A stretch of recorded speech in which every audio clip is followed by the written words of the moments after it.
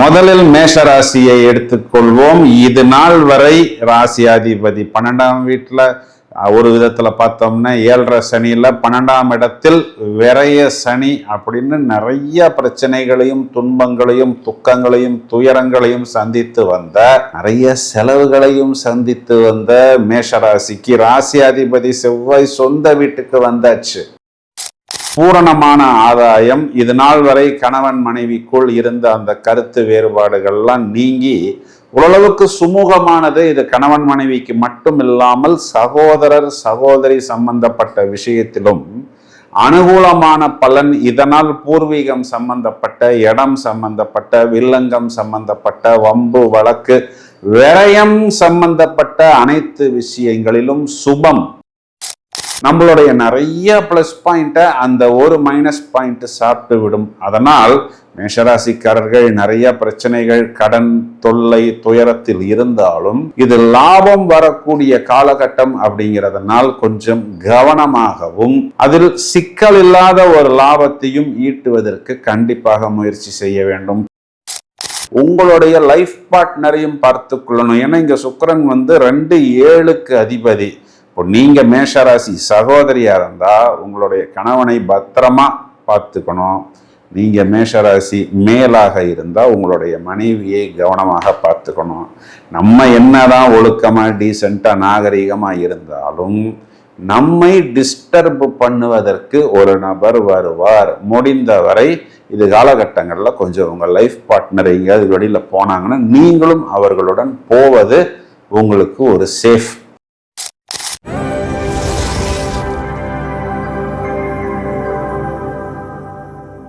Hi friends, நாம் ஆர்வத்துடன் எதிர்பார்த்து காத்திருக்கக்கூடிய மே மாசத்துக்கு உண்டான பலன்களை விவரமாக பார்க்க போகிறோம். இது என்ன ஸ்பெஷாலிட்டினா, செவ்வாய் மார்ஸ் என்ற கிரகம் சொந்த வீட்டில் இருக்கிறது. சொந்த வீடு 8ஆம் பார்வையாக விருச்சிகத்தை பார்க்கிறது. முதலில் சுக்கிரன் சொந்த வீட்டில் இருக்கிறது. பிறகு சுக்கிரன் புதனின் வீட்டில், புதன் சுக்கிரனின் வீட்டில் 2-3 பரிவர்த்தனை என்ற அமைப்பில் வருகிறது.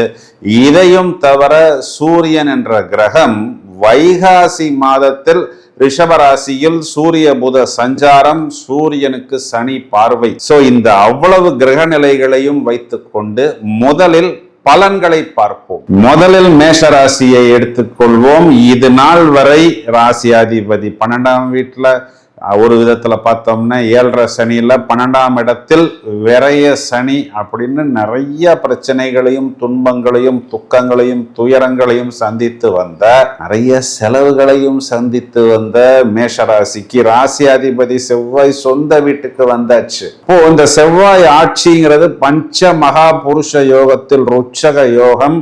நீங்கள் முதலில் உங்களை மேலும் மேலும் மேம்படுத்தி கொள்வதற்காக செவ்வாய் முதல்ல அஸ்வினி நட்சத்திரம், நட்சத்திராதிபதி 5ஆம் வீடு. அப்போ உங்களுக்காகவும் உங்களுடைய குழந்தைகளுக்காகவும் உங்களுடைய பூர்வீகத்துக்காகவும் அரசாங்கம் சம்பந்தப்பட்ட விஷயத்துக்காகவும் உங்களுடைய லைஃப் பார்ட்னர், அதாவது உங்களுடைய ஹஸ்பண்டோ ஒய்ஃபோ அவருக்காகவும் அடுத்த கட்டத்துக்கு போவதற்கு தேவையான அனைத்து விஷயங்களையும், அதாவது ஒரு லக்ஸரியா இருக்கலாம், கம்ஃபர்ட்டா இருக்கலாம், ஒரு கெத்தாக இருக்கலாம், நாம் போய் இறங்கக்கூடிய இடத்தில் நமக்கு கிடைக்கக்கூடிய மரியாதை, மேன்மை போன்று உங்களை நீங்களே உயர்த்தி கொள்வதற்கு தேவையான அனைத்து விஷயங்களையும் கையில் எடுத்துக் கொள்வீர்கள். இதில் செவ்வாய் குறிகாட்டக்கூடியது இடம், பூமி.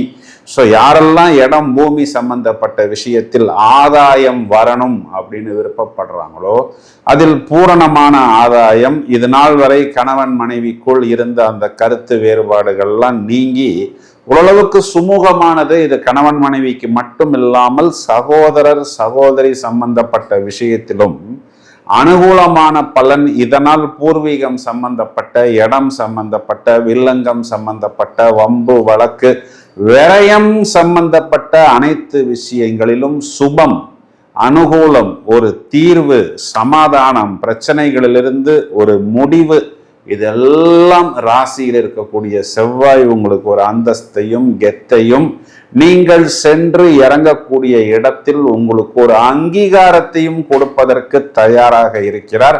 2ஆம் வீட்டில் புதன் புத்திசாலித்தனத்தை மேஷராசிக்காரர்கள் வாக்கில் வெளிப்படுத்துவார்கள். பயணங்களால் ஆதாயம், மேலும் பயணங்களால் வருமானம் என்பதும் வரும். ஒரு கிளாரிட்டி, பேச்சில் ஒரு தெளிவு அப்படிங்கிறது ஏற்படும். இது உங்களுடைய லைஃப் பார்ட்னரிடமும் நீங்கள் இந்த தெளிவை காண முடியும். மேலும் உங்களுடைய தாயார் சம்பந்தப்பட்ட இடம், பூமி, வீடு சம்பந்தப்பட்ட நீங்கள் மறைத்து வைத்திருந்த பொருட்களாக இருந்தாலும், பழைய பொருட்களாக இருந்தாலும், அதுக்கு கூட ஒரு நல்ல விலை கிடைப்பது, அது ஒரு ஐடியாவாக இருந்தாலும், பொருளாக இருந்தாலும், அதற்கும் ஒரு அங்கீகாரம் கிடைப்பது, இதெல்லாம் ஏற்படும். உங்களுக்கு 2ஆம் வீட்டில் சூரியன் வந்த பிறகு அரசாங்கம் சம்பந்தப்பட்ட ஆதரவு, அரசாங்கத்திலிருந்து வர வேண்டிய பேமெண்ட்டு, டாக்குமெண்ட்டு போன்ற விஷயங்கள் எல்லாம் உங்களுக்கு கை கொடுக்கும்.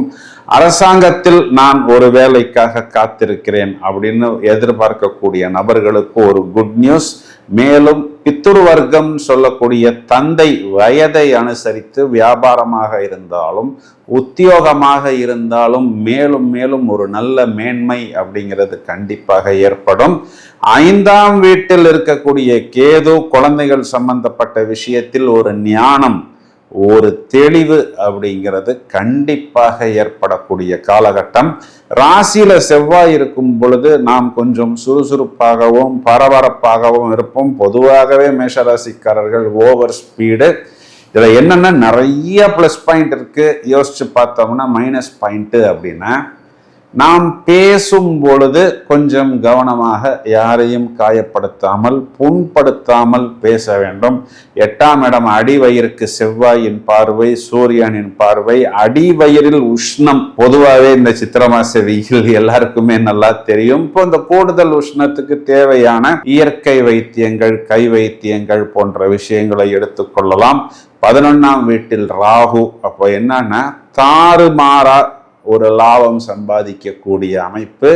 ஸோ ஒரு லாபம் வருகிறது, வேலை வருகிறது அப்படின்னு நாம் கண்ணு முன்ன தெரியாமல் முன்னே போகக்கூடாது. ஏன்னா சில நேரத்தில் நாம் கொடுக்கக்கூடிய பொருள் இல்லை சேவையில் ஏதாவது ஒரு சின்ன மைனஸ் பாயிண்ட் இருந்தால் நம்மளுடைய நிறைய பிளஸ் பாயிண்ட்டை அந்த ஒரு மைனஸ் பாயிண்ட் சாப்பிட்டு விடும். அதனால் மேஷராசிக்காரர்கள் நிறைய பிரச்சனைகள், கடன் தொல்லை, துயரத்தில் இருந்தாலும் இது லாபம் வரக்கூடிய காலகட்டம் அப்படிங்கிறதுனால் கொஞ்சம் கவனமாகவும் அதில் சிக்கல் இல்லாத ஒரு லாபத்தையும் ஈட்டுவதற்கு கண்டிப்பாக முயற்சி செய்ய வேண்டும். 12ஆம் இடத்தில் விரைய சனியாக இருந்தாலும், அது ஒரு மைனஸ் பாயிண்டாக இருந்தாலும், இதுல ராகு கேது அச்சுக்குள் அனைத்து கிரகங்களுமே அடங்கி விட்டதனால் இந்த 7.5 சனியின் தாக்கம் உங்களுக்கு பெரிதாக பாதிக்காது.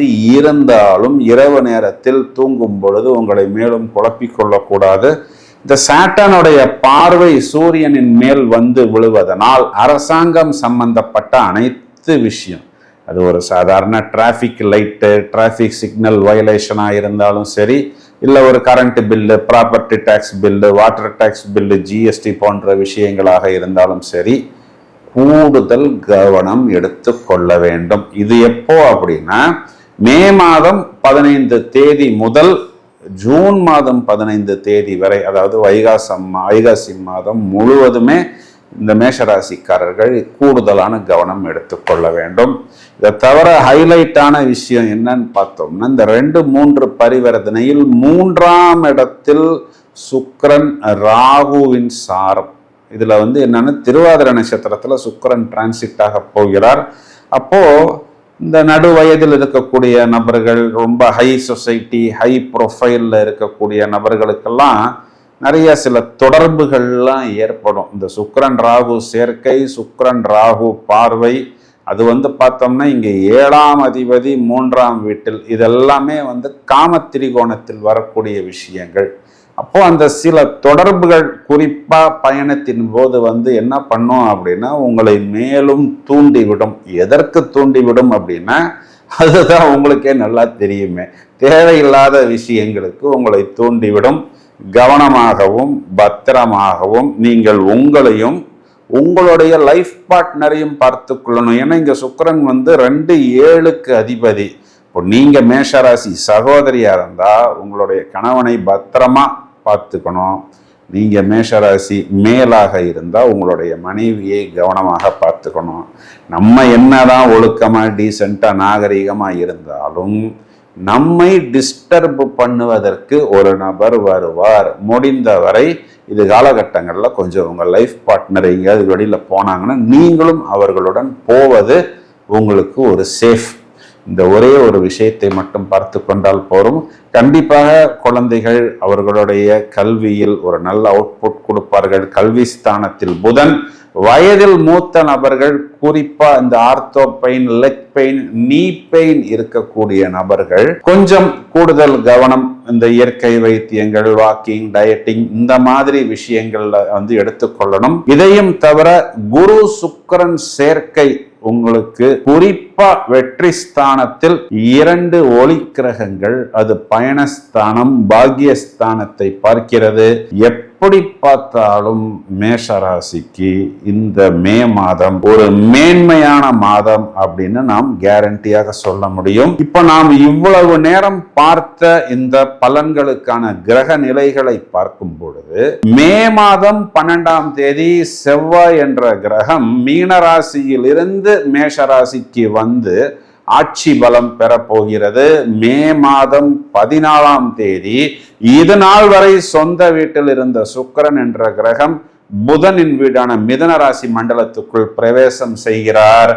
இதையும் தவிர மே மாதம் 15ஆம் தேதி, அதாவது வைகாசி மாதத்தின் தொடக்கத்தில் சூரியன் புதன், சூரிய புத ஆதிபத்தியமாக இது நாள் வரை மேஷராசியில் உச்சமடைந்திருந்த அந்த சூரியன் என்ற கிரகம் ரிஷபராசி மண்டலத்துக்குள் அமர்ந்து சாட்டர்னின் பார்வையை பெறுகிறார்.